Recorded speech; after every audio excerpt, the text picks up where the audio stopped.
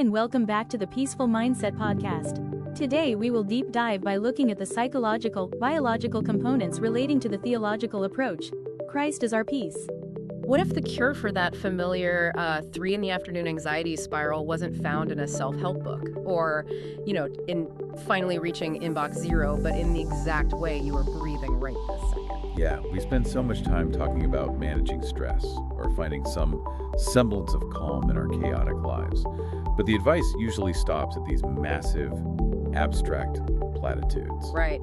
People tell you to protect your peace or find your center, which is honestly incredibly unhelpful when you're actively overwhelmed. It really is. It's like being told to build a house by someone who refuses to hand over a single tool. Yeah. But today, we're doing a deep dive into a framework that actually provides the tools. And it does so by physically mapping abstract spiritual concepts onto your own nervous system. Exactly. We're looking at a really fascinating source text titled, Christ is Our Peace, the Sensory Experience of Faith. And our mission here is to unpack how the authors bridge that massive gap between high-level ethereal theology and tangible physical mindfulness. Because it's a huge gap. It is. They are essentially arguing that we've completely misunderstood how to process our own beliefs on a biological level. And I want to say right up front to you, the listener, whether you're approaching this deep dive from a deeply religious background, or maybe you come from a purely secular mindfulness perspective, or honestly, even if you just have a curiosity about human psychology and how the brain copes with modern life, there is something profound in here for you. Oh, absolutely. It asks us to fundamentally rethink how we physically interact with the things we believe. It reads much less like a traditional sermon and much more like a practical manual for mental and physical well-being. That framing is crucial, I think. Our goal today isn't to preach or to endorse a specific theology. Rather, we're going to impartially explore the mechanics of the ideas these authors laid out. We want to know the how and the why. Right, like why does tying a deeply held spiritual belief to a physical sensation actually change the way a person processes anxiety? Exactly. What is happening neurologically and psychologically when we do that? Okay, let's unpack this. Because the source starts by completely upending how we typically define the word peace. Usually we think of peace as a void, right? Yeah, an absence of things. Right. Peace is what happens when all the bad stuff goes away. It's the absence of noise, the absence of conflict, the absence of outstanding tasks on your to-do list. But if you think about it, that is an incredibly fragile definition. It's incredibly fragile because if your peace is entirely dependent on the absence of stress, well, then your peace is conditional. It's always at the mercy of the next unexpected phone call. Oh, for sure. Or the next traffic jam or the next global crisis. From a psychological standpoint, constantly trying to maintain an environment completely free of stressors requires a massive amount of cognitive load. It sounds exhausting. It is. Your brain, specifically the amygdala, is constantly scanning the horizon for the next threat to your peace. You're trying to control the uncontrollable, which is a guaranteed biological recipe for chronic anxiety. You're just like burning out your brain's RAM trying to keep the bad stuff at bay. But the text anchors its entire premise on a specific piece of scripture, Ephesians 2.14, which says, "For he himself is our peace." And the authors make this incredibly specific distinction. Yes, exactly. The scripture doesn't say Christ gives peace. It says he is peace. Therefore, the Christian life, according to this framework, defines peace not as the mere absence of stress or difficulty, but as the active, living presence of Christ within. Which is a complete shift from absence to presence. It really is. To make sense of this, think about the difference between trying to achieve peace by desperately clearing a room of all its loud, chaotic clutter versus simply bringing a deeply comforting friend into that exact same messy room. What's fascinating here is how that reframing fundamentally shifts the psychological burden off the individual. In the clearing the room metaphor, you are constantly exhausted. Always sweeping. Right. You are running around trying to eliminate every external stressor. But by redefining peace as a presence, as a person who's already there in the room with you, you shift your focus entirely inward. You stop fighting the clutter and you lock onto that comforting anchor. Because there's always going to be more clutter. You clean up one mess and another one drops from the ceiling. If your baseline requires an empty room, you will never ever rest. You never will. But when your brain stops scanning the environment for threats and instead focuses on a single safe anchor, the amygdala actually begins to physically power down. Wow. Yeah, you aren't manufacturing a state of calm out of thin air. You're simply recognizing a calm presence that, well, this theology argues is already installed within you. The pressure is completely off. But if peace is a presence rather than an empty void, the immediate question is, how do you actually interact with it? If it's not just a nice thought experiment, how do you make contact? And that brings us to the text's exploration of the mind-body connection. Right, which they call the sensory integration of faith. The authors cite Philippians 2.5, which says, "Let this mind be in you, which was also in Christ Jesus." The idea is that aligning your thoughts with Christ's mind allows this intrinsic peace to flow naturally. But they don't leave it in the realm of pure thought. No, they don't. They argue that humans are created holistically, mind, body, and spirit. And you cannot ignore the physical body when trying to access spiritual peace. They are pointing out a major flaw in how we operate. Post-Enlightenment thinking really split the mind from the body. We started believing we were just floating brains driving meat suits. Meat suits, yeah. But we are embodied creatures. We process reality, safety, and danger through touch, taste, sight, sound, and smell. If we connect this to the bigger picture, just think about how human memory and learning actually work neurologically. Right, olfactory memory is huge. You smell a specific brand of sunscreen and suddenly you are 7 years old at the beach again. The nervous system is deeply entangled with our emotional states. But I do have to push back on how this applies to modern belief systems. Okay, how so? Well, because in our current culture, faith feels incredibly cerebral.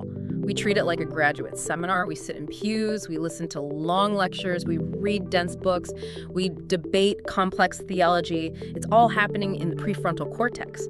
So is the source essentially arguing that keeping faith strictly in our heads is limiting its effectiveness? That's a very sharp critique of modern religious practice, and yes, it is exactly what this framework implies. Okay. The prefrontal cortex, which is the analytical, logical part of your brain, is the exact area that gets hijacked and overwhelmed when you are stressed. If your entire spiritual life lives in that same analytical space, you're trying to use the stressed part of your brain to cure its own stress. It's a closed loop. Exactly, it's a closed loop. Trying to think your way out of an anxiety spiral using more thoughts is a losing battle. I mean, my analytical brain is usually the thing causing the problem in the first place. Which is why the text points to a historical precedent to break that loop. If you look at the origins of this theology, Jesus didn't just dispense high-level academic lectures. He taught using deeply physical, sensory experiences. Right, the parables and miracles. Yeah, he used the physical crunch of bread, the temperature of water, the dirt on the ground, and profound physical silence. He was tying abstract spiritual truths to tactile sensations. It wasn't just ancient metaphor, it was ancient neuroscience. It really was. By connecting an abstract concept like divine peace to a tactile everyday thing, the abstract becomes instantly accessible. It bypasses that analytical, worrying part of the brain entirely. It just sidesteps it. Exactly. And it speaks directly to the limbic system, signaling to the physical body that it is safe to be calm. You're engaging far more of your cognitive capacity when you involve the body. That makes perfect sense. Shifting to a physical sensation breaks the anxiety loop. And understanding that historical precedent that physical elements were always meant to be utilized for spiritual teaching really sets the stage perfectly for how the authors apply this today. They don't ask you to go find a remote mountain to meditate on. Right, or to completely overhaul your life. They go right for the most basic, involuntary physical action we possess, which is our breath. The breath is unique because it is the ultimate bridge between the conscious and unconscious mind. It happens automatically without us having to think about it, but the moment we choose to, we can take manual control of it. That dual nature makes it a powerful physiological anchor. It does. The source highlights the simple morning breath as the starting point. They point out that we wake up every single day and take that first breath, and almost 100% of the time it goes completely unnoticed. We roll out of bed and the cognitive load immediately spikes. Yeah, we start worrying about the inbox, the kids, the commute. Exactly. But the text connects the physical act of breathing to Psalm 46.0. Be still and know that I am God.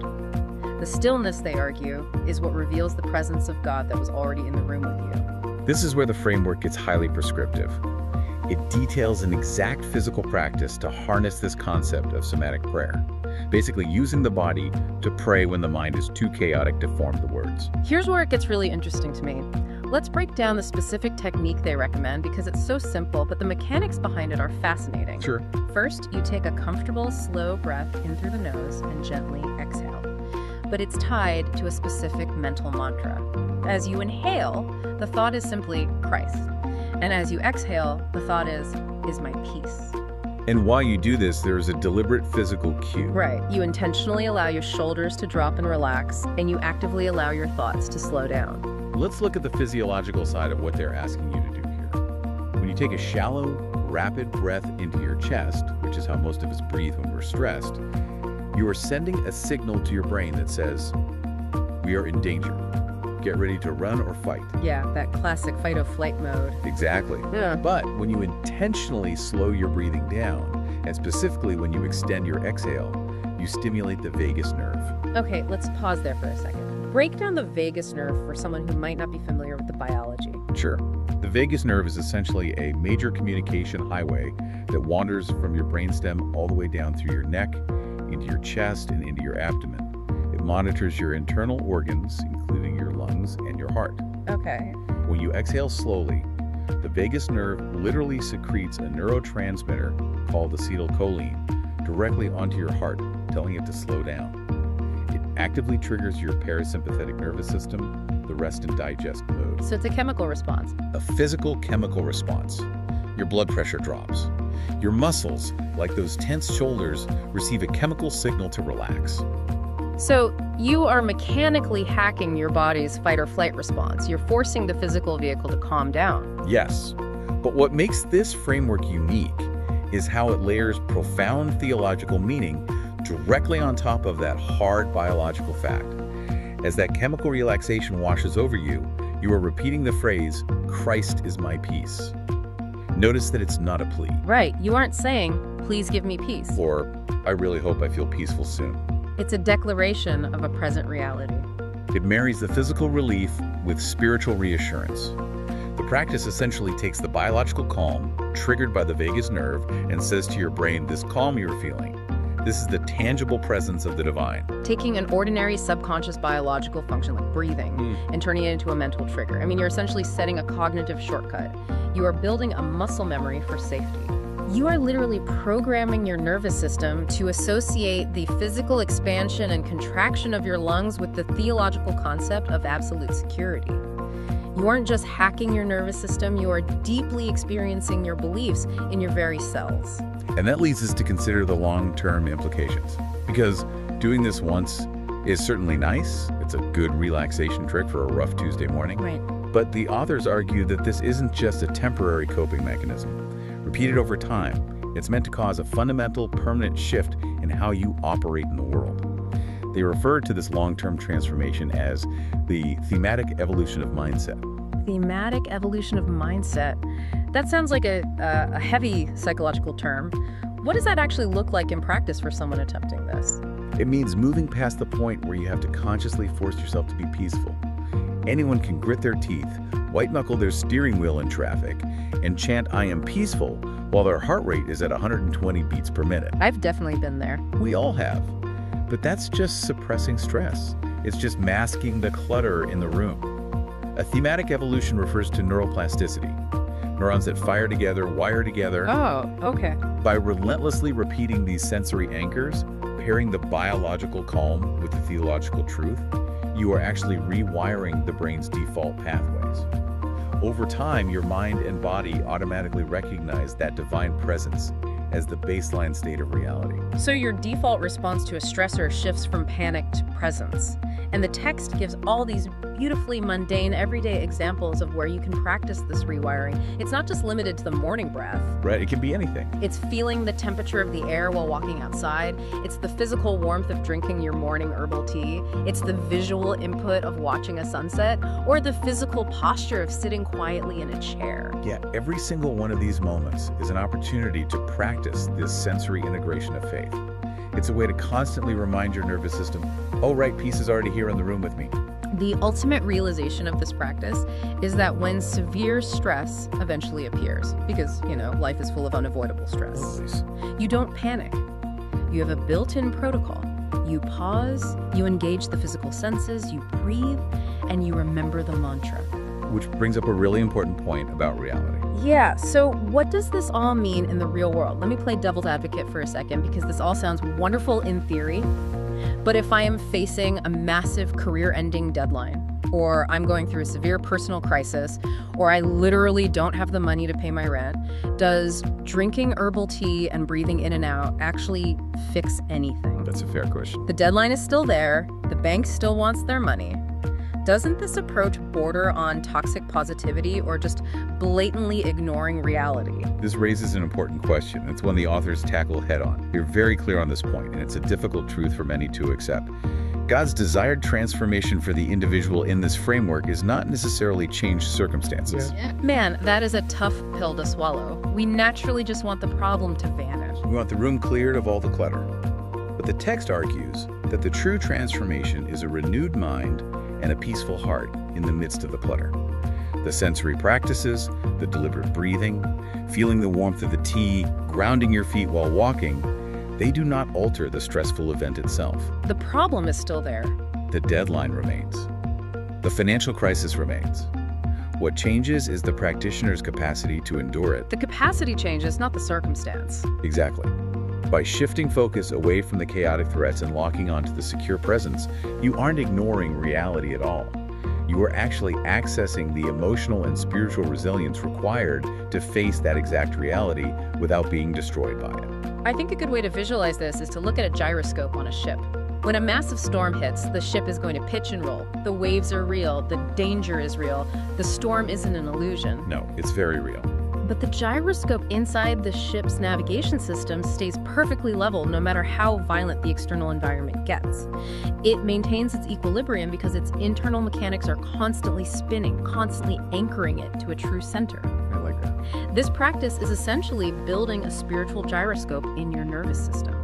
You can look at the impending deadline and say, this is incredibly stressful, the ship is rocking, but it doesn't touch my core because my core is anchored to a divine presence. That is a brilliant analogy. You shift from a state of constantly reacting to the waves to a state of absolute internal rootedness. You acknowledge the storm, but you navigate it from a place of biological and spiritual equilibrium. I love that. And honestly, it brings us to a perfect summary of what this deep dive has really uncovered.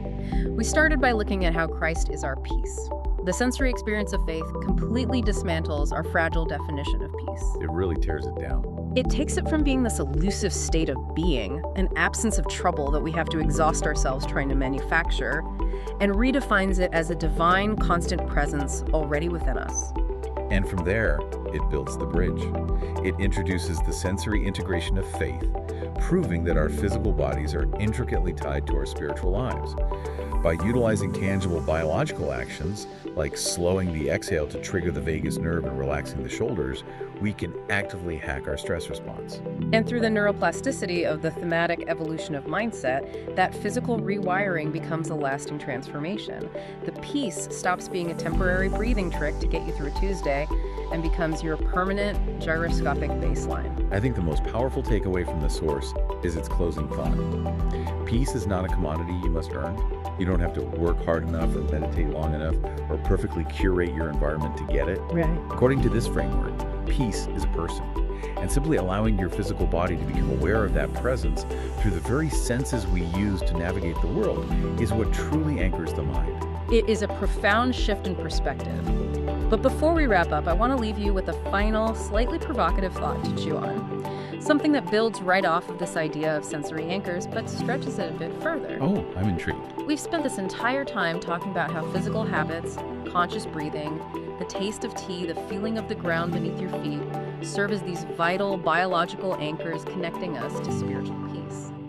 But what happens to our understanding of faith and peace if our physical senses fade or change over time? Oh, wow. Yeah, if our hearing goes, or our sight dims, or our breathing becomes labored due to age or illness, does the inner peace eventually become so deeply ingrained, so fundamentally evolved within our minds, that it no longer needs the physical anchor to survive?